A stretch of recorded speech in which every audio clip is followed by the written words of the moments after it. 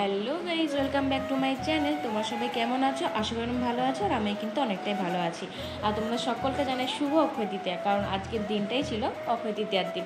আর অক্ষয় তৃতীয়াতে আমাদের যে মন্দির আছে, দুর্গা মন্দির, সেখানে কিন্তু হরিনাম হয়ে থাকে। আর এই পুজোটা বা এই হরিনামটা কিন্তু আমাদের পাড়ার মধ্যে ভাগ করে দেওয়া আছে, জেঠুদের, দাদাদের, সবার মধ্যে। তো এই বছর কিন্তু আমাদের পাড়া থাকেনি, এবছর পাড়া ছিল আমাদের তরুণ দাদাদের, সেজন্য ওরাই এই বছরটা পালন করেছে। পরের বছর আছে আমাদের পালা। তো যাই হোক, এখানে কিন্তু খাওয়ানোও হতো, কিন্তু তোমার ওই লকডাউনের সময় থেকে খাওয়ানোটা বন্ধ হয়ে গেছে। তো দেখা যাক, ঠাকুর আমাদের যদি দিন দেয় অবশ্যই আমরাও খাবো, আমরাও খাইয়েছি লোক, কিন্তু তারপর থেকে আমাদের পালা আর আসেনি। তো সামনের বছর দেখা যাক কি হয় না হয়, সবটাই তোমাদের সাথে দেখতেই পাবে, শেয়ার করব। আর এই যে পুজো হচ্ছে আর সবাই এসছে, সবাই বসে আছি আমরা এখন। আর সানা, বর্দি, মেজদি সবাই একদিনের জন্য এসেছিল, কারণ সবাই কি বলতো, আমাদের বাড়িতে যখনই কিছু হয় না, কারণ আমার চাই যে দিদিরা আসুক, মানে বাড়ির মেয়েরা বাড়িতে কিছু হলে আসবেন, এটা কীরকম লাগে না, সেই জন্য আমরা ছুতেও খুঁজি। আর ওরাও বুঝছে যখনই হোক একটা এলি হচ্ছে, বাড়িতে আসতে হবে, এরকম ব্যাপার।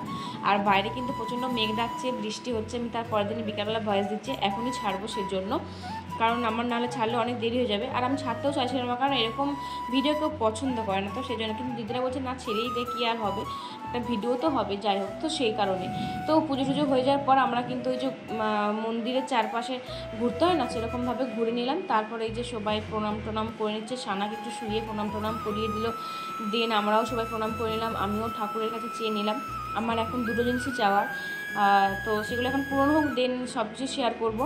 আগে যা যা চেয়েছি মোটামুটি সব কিছুই পেয়ে গেছি, আমার পূরণ করে দিয়েছে ঠাকুর। আর আমাদের দুর্গা ঠাকুর খুবই জাগ্রত বলতে গেলে চলে। তো এরপরে আমরা শান্তিজল নিয়ে নিলাম, শান্তিজলের পর কিন্তু আমরা এখন স্নানজল নিয়ে নিচ্ছি। এরপর এটাও খেয়ে নেবো। এই যে বৌদি দিচ্ছে তাদেরই কিন্তু পালা, মানে রীতা বৌদিদের পালা ছিল এই বছর। তো আমিও স্নানজল খেয়ে নিলাম, এরপরে যাচ্ছি ঘাটে হাত ধুতে। তো আমি বললাম না আর নামবো না, তো বৌদিকে বললাম তুমি একটু হাতে জল দিয়ে দাও। তো জল দিয়ে দিল, আর আমার হাতে ধোয়া হয়ে গেল। এদিকে কাকলে বৌদি আমাদের সানা বইটাকে কোলে নিচ্ছে। আসলে সানাকে যেই দেখে তারই করে নিতে ইচ্ছে করে, আর সানাটা আমাদের গরমে কিন্তু একদম লেদু হয়ে গেছে। আর এই এতক্ষণ ধরে বসে থাকার একটা কারণ লুচি, এই একটা করে লুচি পাওয়ার যে কী আনন্দ, কি বলবো। তো যাই হোক, সব কিছু মিটে যাওয়ার পর বিকেল বেলাতে তোমাদের সাথে সামনে দেখা করছি। আর সানাবুড়ির সাথে দেখা করতে এসে দেখছো এই মিষ্টি দিদি বর্ণিতা, কি মিষ্টি না, ভীষণ মিষ্টি। তো ওর সাথে অনেক খেলাখেলি হলো, অনেক গল্প করলাম, ও কি শিখেছে না শিখেছে সব কিছু শুনলাম, কীভাবে হাসতে শিখেছে না কিছু সব কিছু। তো যাই হোক, তারপরে আজকের বিকেলবেলাতে দেখো কি সুন্দর ওয়েদারটা না, বৃষ্টি নামার আগের মুহূর্তটা সব থেকে বেশি সুন্দর হয় প্রকৃতির।